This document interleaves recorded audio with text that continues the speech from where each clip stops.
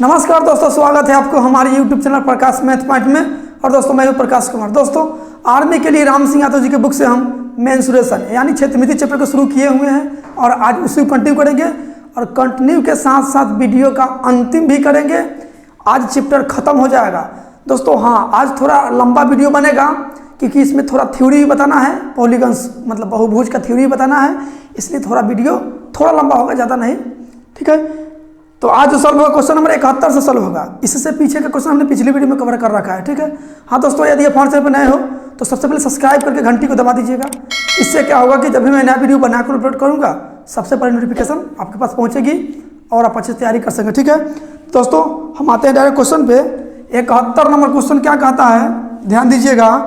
Question कहता है एक समचतुर्भुज की परिमिति 100 सेंटीमीटर है तथा एक विकर्ण 14 सेंटीमीटर है, तो समचतुर्भुज का क्षेत्रफल बता दीजिए।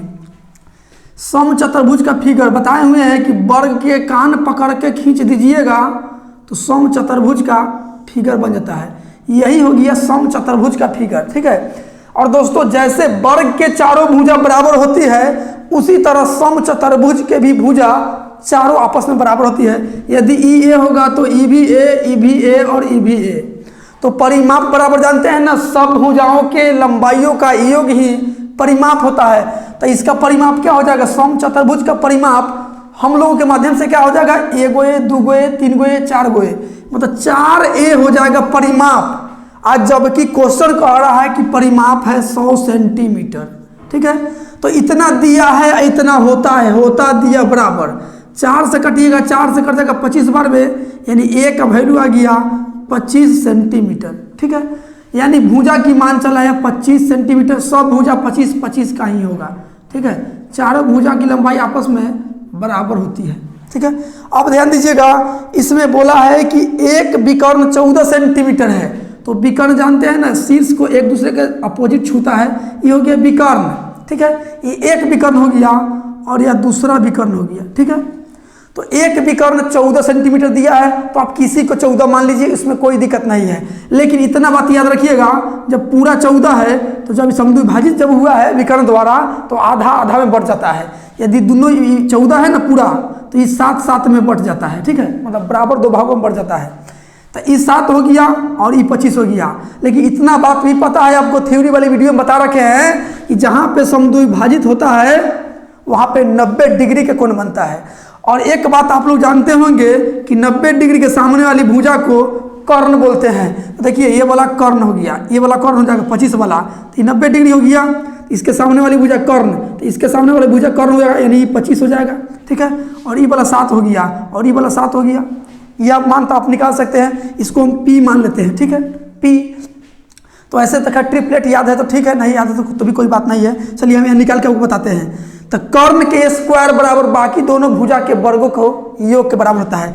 तो यहाँ देखिए, कर्ण के स्क्वायर मतलब 25 के स्क्वायर बराबर बाकी दोनों भुजा के वर्गों का योग, तो पी स्क्वायर प्लस 7 के स्क्वायर। अच्छा, 7 के स्क्वायर प्लस में इधर आएगा तो माइनस में, तो हम इधर बुला लेते हैं 7 के स्क्वायर माइनस में, इधर मिटा देते हैं। ये स्क्वायर हटेगा तो इधर रूट चढ़ेगा। ठीक है, अब देखिए 25 के स्क्वायर 625, 25 के स्क्वायर 625 माइनस 7 के स्क्वायर 49 बराबर पी। अब ध्यान दीजिए, 15 में से 9 गया तो 6, 11 में से 4 गया तो 7 और 5 और रूट है। ठीक है, 576 जो होता है तो 24 के स्क्वायर होता है। ठीक है, 576 का वर्गमूल 24 होगा, यानी कि इसका वैल्यू चला आया 24। ठीक है, देखिए तो ये 25 हेले है, ये 7 हेले है, इसका वैल्यू आ गया 24। जब ये 24 हुआ तो ये भी 24 होगा, इसलिए कि दोनों बराबर में समद्विभाजित होता है। ठीक है, तो ये 24 आ गया। अच्छा, आपसे क्या पूछा है, क्या पूछा है आपसे, समचतुर्भुज का क्षेत्रफल। तो दोस्तों समचतुर्भुज का क्षेत्रफल क्या होता है, 1/2 गुने दोनों विकर्णों का गुणनफल। तो एक विकर्ण है कितना, 14 क्वेश्चन में दिया है, और दूसरा विकर्ण हम लोग निकाल लिए हैं 24। तो पूरा विकर्ण क्या हो जाएगा, 24 48 हो जाएगा। ठीक है, तो 48 ये क्षेत्रफल निकल रहा है समचतुर्भुज का। ठीक है, 2 से कटिएगा 7 बार में, गुना कर दीजिए 7 से 48 में, 8 से 56, 7 से 28 और 5 33, यानी 336 मीटर स्क्वायर क्षेत्रफल निकल के चला है। ठीक है, तो आपका आंसर हो जाएगा 336 मीटर स्क्वायर, जो आपका ऑप्शन नंबर सी में है।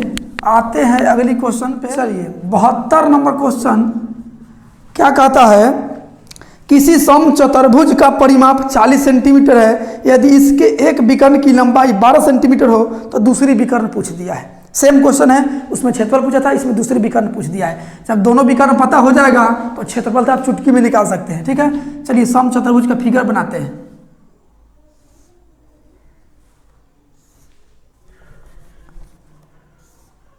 सम चतुर्भुज का फिगर हो गया। ठीक है, इसका परिमाप दिया है 40, तो परिमाप बराबर क्या होता है 4 गुने भुजा, और परिमाप दिया है 40, 4 से कर जाएगा 10 12 में, यानी भुजा चला है 10, यानी कि सब भुजा की लंबाई 10 10 हो गया। ठीक है, अब देखिए एक विकर्ण दिया है, इसमें एक विकर्ण दिया है 12 सेंटीमीटर, दूसरा विकर्ण पूछ दिया है। चलिए ये विकर्ण मान लेते हैं 12। ठीक है, इस विकर्ण का मान निकालना है।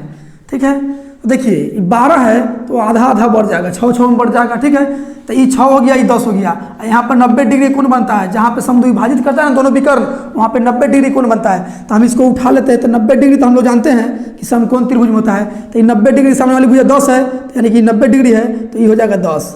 आइए वो कोई 6 मान लीजिए, तो यहाँ ट्रिपलेट आपको याद रहता था, धक सीना निकल जाता, 3 4 5 का ट्रिपलेट होता है। तो ये 5 के दुगुना दिया है 10, और 3 के दुगुना दिया है 6, तो इसका मतलब 4 के दुगुना 8 हो जाएगा। ट्रिपलेट याद रहेगा ना तो आसानी से निकाल सकते हैं। ठीक है, नहीं तो आप ऐसे कीजिए, कर्ण के स्क्वायर बराबर बाकी दोनों भुजा के वर्गों का योग, 10 के स्क्वायर 100 माइनस 6 के स्क्वायर 36, घटाइएगा तो कितना आ जाएगा 64, 64 के वर्गमूल 8। ठीक है, यानी कि ई 8 चलाया, जब ई 8 तो ये भी 8 ही होगा, क्योंकि दोनों बराबर में बढ़ जाता है। तो आपको दूसरी विकर्ण पूछा है, दूसरा विकर्ण पूछा है, दूसरी विकर्ण की लंबाई तो 8 और 8 16, यानी 16 सेंटीमीटर आपका दूसरी विकर्ण निकल के चला आया। ठीक है, जो आपका ऑप्शन नंबर सी में है। आते हैं अगली क्वेश्चन पे।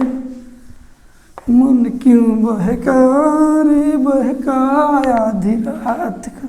चलिए 73 नंबर क्वेश्चन क्या कहता है, यदि एक समबाहुभुज का प्रत्येक कोण 135 डिग्री का है तो उसमें भुजाओं की संख्या क्या होगी। दोस्तों यह जो चैप्टर है ना, यह क्वेश्चन जो है ज्योमेट्री का छोटा सा एक पार्ट है, इसका नाम पॉलीगन्स यानी बहुभुज है, उसी का इसमें 4-5 क्वेश्चन दे दिया है, तो सॉल्व तो करना ही पड़ेगा। और इससे क्वेश्चन आता भी है बहुभुज से, ऐसे हम आर एस अग्रवाल का बुक से पढ़ा चुके हैं पूरा बहुभुज। ठीक है, तो क्वेश्चन पे आने से पहले थोड़ा सा थ्योरी जान लीजिए बहुभुज के बारे में। ठीक है, बहुभुज को इंग्लिश में पॉलीगन बोलते हैं। ठीक है, याद रखिएगा 3 या 3 से अधिक भुजाओं से घिरी हुई समतल आकृति को बहुभुज बोलते हैं। समझिएगा, यहाँ पे ये त्रिभुज है, तो दोस्तों त्रिभुज भी एक प्रकार का बहुभुज ही है, क्योंकि इसमें 3 भुजाएं हैं, और हम बोल रहे हैं 3 या 3 से अधिक भुजाओं से घिरी हुई समतल आकृति को बहुभुज बोलते हैं। तो ये बहुभुज ही है। आपसे एग्जाम में क्वेश्चन पूछ देगा कि निम्नलिखित में से सबसे छोटा बहुभुज कौन है, तो आपको त्रिभुज मारना पड़ेगा, क्योंकि सबसे छोटा बहुभुज यही त्रिभुज ही होता है। ठीक है, तो चलिए इतबा जानते हैं, चतुर्भुज भी जानते हैं, ये भी 4 भुजा है, तो ये भी बहुभुजे हैं। ठीक है, अंतःकोण अंदर वाला के बोलते हैं और बाह्य कोण बाहर वाला के बोलते हैं। देखिए ये अंतःकोण हो गया, 4 भुजाओं से घिरी हुई आकृति के अंदर में जो कोण बन रहा है इसको अंतःकोण बोलते हैं। आई देखिए बाहर में है ना, तो ये बाह्य कोण बुलाएगा। ठीक है, ये बाह्य कोण हो गया और ये अंतःकोण हो गया। ठीक है, इंटीरियर एंगल और एक्सटीरियर एंगल इंग्लिश में बोलते हैं। ठीक है, तो हम थोड़ा थ्योरी जान लेते हैं। चलिए याद रखिएगा, सभी बहुभुज का सभी बहुभुज का अंतः, सभी नहीं कोई भी कर लीजिए, कोई भी बहुभुज का सभी अंतःकोण बराबर फॉर्मूला होता है n-2 इंटू 180 डिग्री। यह बात को आप याद रखिएगा, चुटकी में क्वेश्चन बन जाएगा। कोई भी बहुभुज का सभी अंतःकोण के योग के बराबर होता है n-2 गुने 180। ठीक है, अब ध्यान दीजिए, एक और याद रखिएगा, बहुभुज भुजाओं की संख्या निकाला है, प्रत्येक कोण के मान निकाल लीजिए। बहुभुज मतलब किसी भी बहुभुज, चाहे लिख लीजिए कोई भी बहुभुज का प्रत्येक कोण का मान बराबर फॉर्मूला होता है n-2 गुने 180 अब बट्टा में n, ये प्रत्येक कोण का मान निकल जाएगा। ठीक है, प्रत्येक कोण के मान के लिए फॉर्मूला आप लगाइएगा n-2 इंटू 180 बट्टा n। n जो है भुजाओं की संख्या है। कहने का मतलब है कुल में आप 1 से भाग दे रहे हैं तो आपको संख्या निकल जाएगा। ठीक है, तो ऊपर में देखिए कोई भी बहुभुज का सभी अंतःकोणों का योग बराबर फॉर्मूला होता है n-2 गुण 180। तो सभी अंतःकोण का योग में सभी के भुजा से भाग दे दीजिएगा तो आपको संख्या निकल जाएगा कि कितना है। n जो है ना, n भुजा की संख्या दिखा रहा है। ठीक है, n जो है भुजा की संख्या दिखा रहा है, इस बात को आप याद रखिएगा। ठीक है, बस इतना ही से क्वेश्चन बन जाएगा। और एक बात आप लोग तो खैर जानते ही होंगे, कोई भी बहुभुज का सभी बाह्य कोण का योग बराबर फॉर्मूला होता है 360 डिग्री। फॉर्मूला नहीं, 360 डिग्री होता ही है। सभी कोई भी बहुभुज का सभी बाह्य कोणों का योग 360 डिग्री होता है। ठीक है, यहाँ योग न लिख लीजिए, यहाँ कोण का योग बराबर इतना होता है। मतलब कोई भी बहुभुज का सभी अंतःकोणों का योग बराबर फॉर्मूला होता है n-2 गुण 180। ठीक है, बहुभुज अंतःकोण पूछे, जैसे कि आपको माना था षष्ठभुज हो गया, ये षष्ठभुज हो गया, षष्ठभुज, इसका सभी अंतःकोणों का योग निकलना है 1 कोण, 2 कोण, 3 कोण, 4 कोण, 5 कोण, 6 कोण। इतना बात याद रखिएगा कि बहुभुज में जितना कोण होता है उतना ही भुजा होता है। देखिए 1 2 3 4 5 6 का भुजा है तो 6 का कोण होगा, इसीलिए n से भाग दे रहे हैं। तो कुल कोण के योग में एक मतलब कि सब कोण मतलब कि भुजा की संख्या से भाग दे देंगे, चाहे जितना कोण है उतना से भाग दे देंगे तो एक कोण के मान निकल जाएगा। ठीक है, तो चलिए इतना ही थ्योरी से आपका क्वेश्चन बन जाएगा। चलिए हम 73 नंबर क्वेश्चन बनाते हैं, ध्यान दीजिएगा। क्वेश्चन कहता है एक समबाहुभुज का प्रत्येक कोण 135 डिग्री का है तो उसमें भुजाओं की संख्या। प्रत्येक कोण 135 डिग्री का है तो प्रत्येक कोण का फॉर्मूला देख लीजिए, यही है। तो प्रत्येक कोण का फॉर्मूला होता कितना है n-2 गुण 180 अब बट्टा में n। ये प्रत्येक कोण का मान हो गया, और जबकि प्रत्येक कोण का मान दिया है 135 तो 135 डिग्री। ठीक है, इतना दिया है, इतना होता दिया बराबर। चलिए काट दीजिए, 5 से कटेगा 5 दूना 10, 5 7 35, 5 से कटेगा 36 5 180।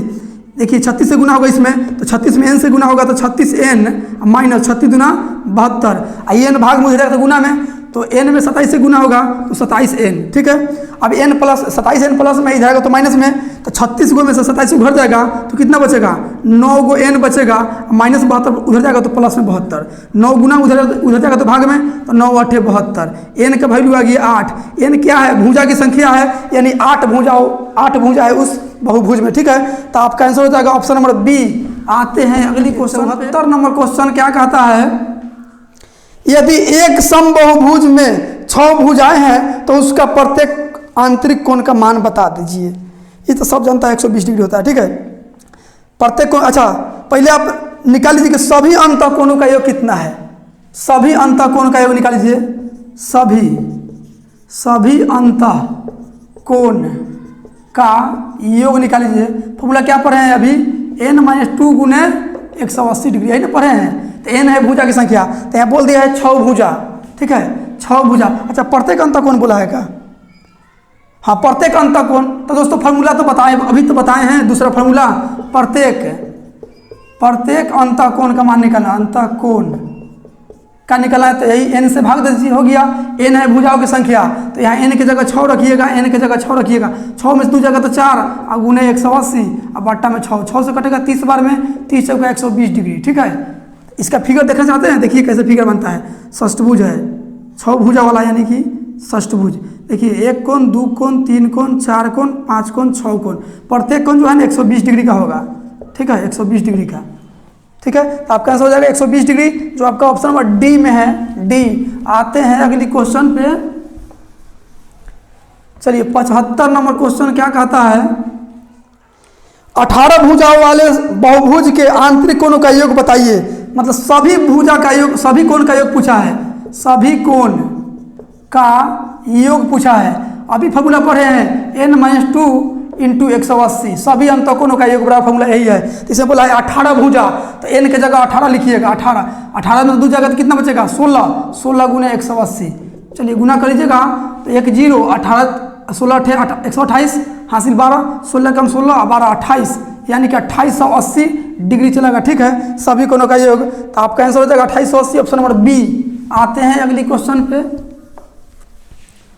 चलिए 76 नंबर क्वेश्चन क्या कहता है, यदि किसी वृत्त का अर्ध व्यास वर्ग की भुजा 100% बढ़ा दी जाए तो क्षेत्रफल में कितना वृद्धि होगा, मतलब वृत्त के क्षेत्रफल में कितना वृद्धि होगा।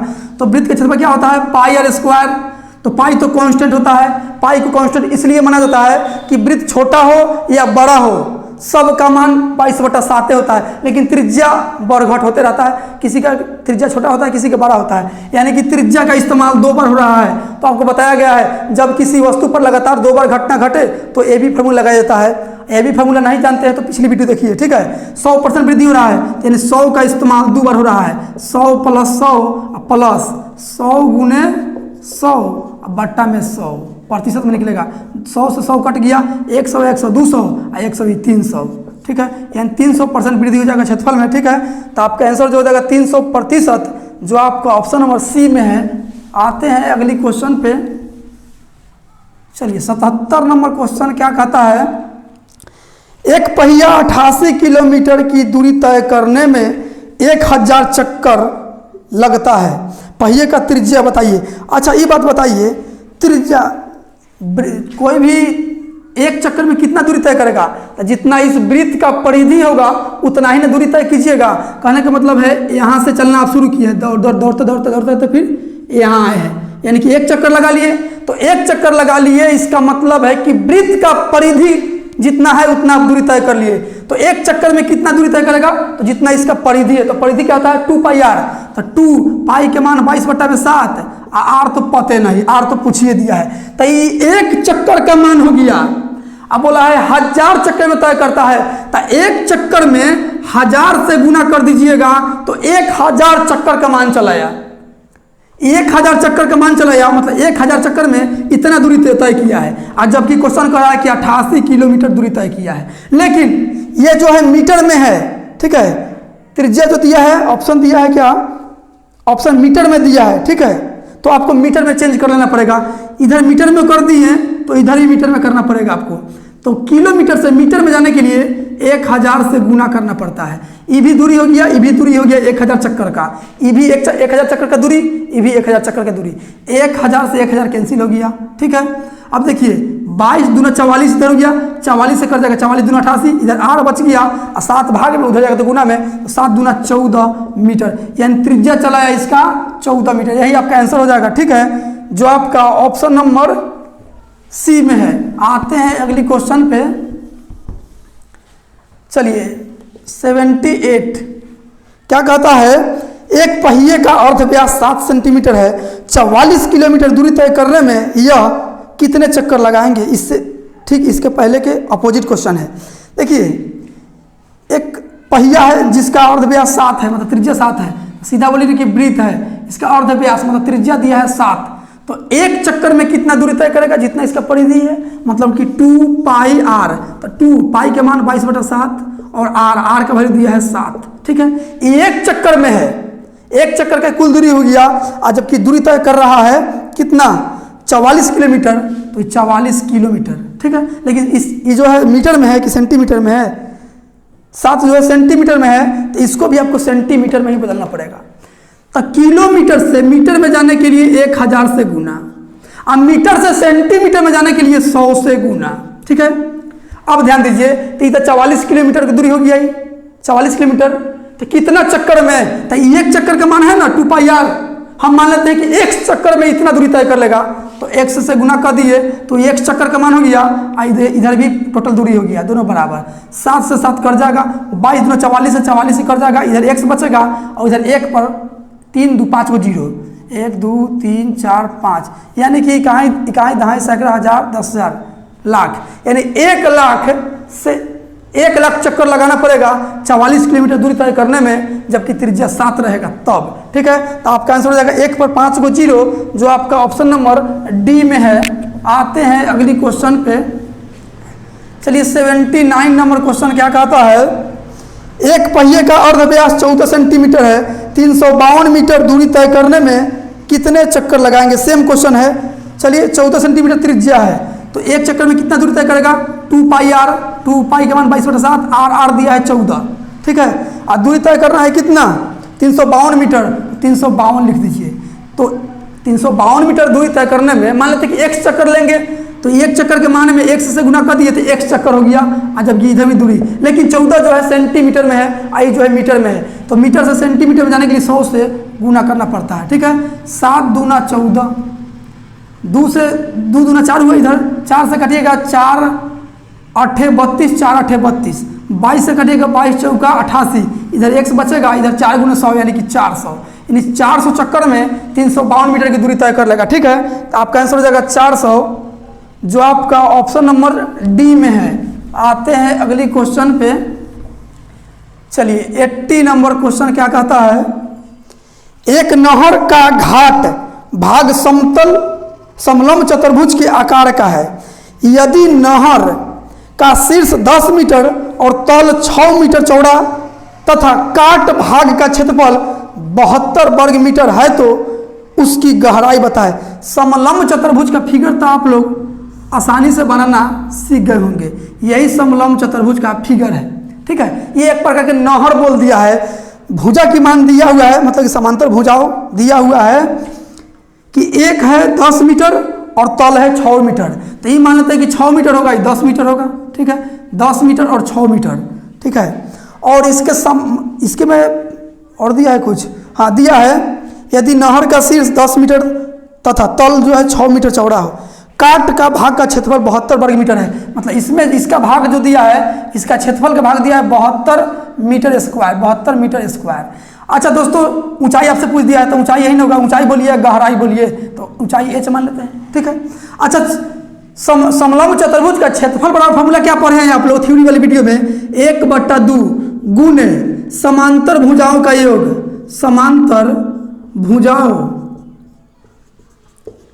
का योग गुने ऊंचाई, यही ना पढ़े हैं। तो ये क्षेत्रफल इतना होता है और दिया है 72, इतना दिया है, इतना होता है, होता दिया बराबर, अब मान यहाँ पुट कर दीजिए 1/2 गुने समांतर भुजाओं का योग, 10 और 6 16, 16 गुने h हो गया, h तो पूछिए दिया है बराबर 72, 2 से कटेगा 8 बार में, 2 8 16, 8 से कटेगा 9 बार में, इधर h बचा, उधर 9 मीटर बच गया, यानी इसका वैल्यू आ गया 9 मीटर, ठीक है। तो आपका आंसर जो हो जाएगा 9 मीटर, जो आपका ऑप्शन नंबर बी में है। आते हैं अगली क्वेश्चन पे। चलिए 81 क्वेश्चन नंबर क्या कहता है, एक समलंब चतुर्भुज का समांतर भुजाओं की अनुपात 3:5 है तथा इनके बीच की दूरी 12 सेंटीमीटर है। इस चतुर्भुज का क्षेत्रफल 384 वर्ग सेंटीमीटर है, तो समांतर भुजाओं में से छोटी भुजा की लंबाई बताइए। चलिए फिगर बना लीजिए, समलंब चतुर्भुज का फिगर बना लीजिए, ये फिगर हो गया, ठीक है। ये दोनों समांतर भुजा, ये वाला और ये वाला, इसका वैल्यू दिया है, पहला और दूसरा का अनुपात दिया है 3:5 दिया है। दोस्तों बताए हुए कि जब भी रेशियो रहे ना तो 1 से सटा लीजिएगा अपना से, ठीक है, 1 से। अच्छा इसका क्षेत्रफल भी दिया है, कितना क्षेत्रफल दिया है 384 सेंटीमीटर स्क्वायर दिया है, ठीक है, 384 सेंटीमीटर स्क्वायर। तो समांतर भुजा में से छोटी भुजा पूछा है। अच्छा इसके बीच की दूरी, मतलब ये दूरी भी दिया है कि 12 है, तो 12 लिख दिए, ठीक है। और इसका मान दिया है 5x, इसका दिया है 3x, ठीक है, अनुपात में दिया है। चलिए क्षेत्रफल दिया है तो क्षेत्रफल का फॉर्मूला आपको लगाना पड़ेगा। तो क्षेत्रफल का फॉर्मूला क्या होता है, 1/2 गुने समांतर भुजाओं का योग, मतलब 5x और 3x कितना 8x, और गुने ऊंचाई कितना दिया है 12, ये हो गया क्षेत्रफल, और जबकि दिया है 384, दोनों क्षेत्रफल इसलिए बराबर, ठीक है। 2 से कटेगा 4 बार में, 4 से कटेगा 4 9 36 और 4 6 24, 12 से कटेगा 12 8 96, x का वैल्यू आ गया 8। आपसे पूछा है छोटी भुजा, तो छोटी भुजा यही ना है 3x, तो 3 गुने x का वैल्यू 8, 8 तरीका 24 सेंटीमीटर निकल के चला है, ठीक है। तो आपका आंसर हो जाएगा 24 सेंटीमीटर, जो आपका ऑप्शन नंबर बी में है। आते हैं अगली क्वेश्चन पे। चलिए 82 नंबर क्वेश्चन और इस चैप्टर का अंतिम क्वेश्चन है। क्वेश्चन क्या कहता है, एक समांतर चतुर्भुज की संगत भुजाएं क्रमशः 30 मीटर तथा 14 मीटर है लंबी है, तथा इन भुजाओं के शीर्ष को मिलाने वाले विकर्ण की लंबाई 40 मीटर है। समांतर चतुर्भुज का क्षेत्रफल बता दीजिए। चलिए समझिएगा, फिगर से समझिएगा, एक समांतर चतुर्भुज हो गया, ठीक है। समांतर चतुर्भुज, इसका नाम भी दे दीजिए अपना से ABCD, कुछ भी दे दीजिए, PQRS कुछ भी दीजिए। इसके संगत भुजाओं जो है ना 30 और 14 है। संगत मतलब कि बगले वाला, संहतिया तो बगले में ना रहता है, तो ये हो गया 30, तो ये हो जाएगा 14, ये 30 तो ये 14, ये 30, ठीक है।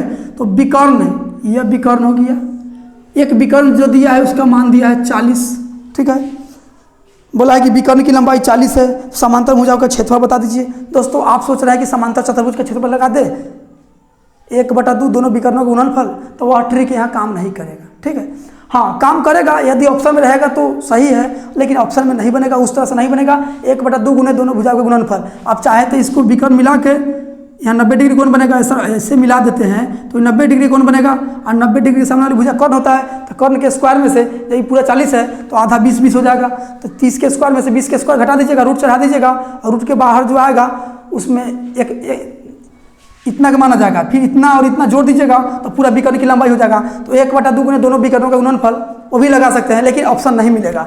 तो यहाँ आप क्या कर सकते हैं, हम इसको मिटा देते हैं, ठीक है। देखिए हम कैसे बनाते हैं। इसका मान दिया है 40। अच्छा एक उठाइए था, एक भुजा उठाइए था, एक त्रिभुज जैसे दिख रहा है ना, BDC उठाइएगा तो कैसे बन रहा है, ऐसे और ऐसे और ऐसे, यही ना बन रहा है। तो ये हो गया B और ये हो गया C और ये हो गया D। तो इसका मान दिया है 30, इसका मान दिया है 14, इसका मान दिया है 40, ठीक है।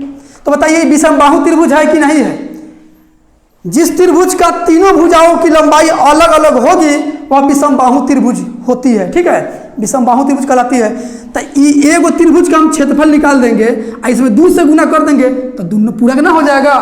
जैसे कि जितना E है ना, ABD जितना है उतना ही BDC है, तो इसका क्षेत्रफल निकाल लेंगे और 2 से गुना कर देंगे, बस पूरा का क्षेत्रफल निकल जाएगा, ठीक है। तो विषमबाहु त्रिभुज है, और विषमबाहु त्रिभुज का क्षेत्रफल बराबर आप लोग पढ़ चुके हैं थ्योरी में कि √S into S minus A into S minus B into S minus C, ठीक है। जहाँ S तीनों भुजाओं की लंबाइयों का योग का आधा होता है, S अर्ध परिमाप बोला जाता है। तो यहाँ देखिए हम S का वैल्यू निकाल लेते हैं, ठीक है। 40 30 70 और 14 84, 84 में 2 से भाग दे दीजिए तो ये S का वैल्यू चलाता है, मतलब अर्ध परिमाप। S का मतलब होता है अर्ध परिमाप। 2 से काटिएगा तो 42 दूना 84 होता है, यानी S का वैल्यू आ गया 42। अब देखिए √S के जगह लिखिएगा 42, फिर 42 में से पहले का भुजा घटाना, इसको घटाइए, इसको घटाइए, इसको घटाइए, तो इस 42 में से 30 घटाएंगे तो 12 बचेगा गुना में। फिर 42 में से 14 घटाएंगे तो 28 बचेगा। फिर 42 में से 40 घटाएंगे तो 2 बचेगा। चलिए ध्यान दीजिएगा, 42 लिख सकते हैं, 7 6 के 42 लिख सकते हैं, 12 को लिख सकते हैं 6 दूना 12 लिख सकते हैं, 6 दूना 12, ठीक है। इस 28 को लिख सकते हैं 7 चौके 28, और फिर ये वाला 2 है। अब ध्यान दीजिएगा, तो 2 को 7 है, 1 को 7 यहाँ है और 1 को यहाँ है। 2 को में से 1 को बहरी में आएगा, 2 को 6 है तो 1 को 6 बहरी में आएगा। यहाँ देखिए 1 को 4 यहाँ है और 2 दूना 4 ये वाला हो गया, ये 2 दूना 4 हो गया। 2 को 4 में से 1 को 4 बहरी आएगा, ठीक है। चलिए ध्यान दीजिएगा, ये क्षेत्रफल निकल रहा है, ये क्षेत्रफल निकल रहा है, एक त्रिभुज का क्षेत्रफल निकल रहा है, ठीक है। इसमें 2 से गुना कर दीजिएगा, दोनों निकल जाएगा। तो 6 चौका 24, 7 छक 42 गुना 4, 4 दूना 8 और 4 चौका 16। ये एक त्रिभुज का निकला इतना। आपसे पूरा करने पूछा है तो इसमें 2 से गुना कर दीजिए, इसका क्षेत्रफल में 2 से गुना कर दीजिए, पूरा निकल जाएगा। तो पूरा का क्षेत्रफल निकाल लीजिए। अब हो गया समांतर चतुर्भुज का क्षेत्रफल, ठीक है। हाँ सम चतुर्भुज का क्षेत्रफल तो 168 गुना 2 कर दीजिए, 8 दूना 16, 16 दूना 32 1 33, इतना हो गया सेंटीमीटर स्क्वायर, ठीक है। 336 सेंटीमीटर स्क्वायर, मीटर में है तो मीटर स्क्वायर, 336 मीटर स्क्वायर, जो आपका ऑप्शन नंबर ए में है। तो दोस्तों यह चैप्टर हो गया खत्म। यदि वीडियो आपको अच्छा लगा है और मेरे पढ़ाने का तरीका आपको समझ में आया है तो वीडियो को like subscribe and share comment जरूर कीजिएगा। तो मिलते हैं अगली वीडियो में। हाँ, इसके आगे हम कौन चैप्टर लेकर आएँ ये आप कमेंट में जरूर सुझाव दीजिएगा, ठीक है। तो मिलते हैं अगली वीडियो में इससे आगे का अगला चैप्टर लेकर। आज के इतना ही, जय हिंद।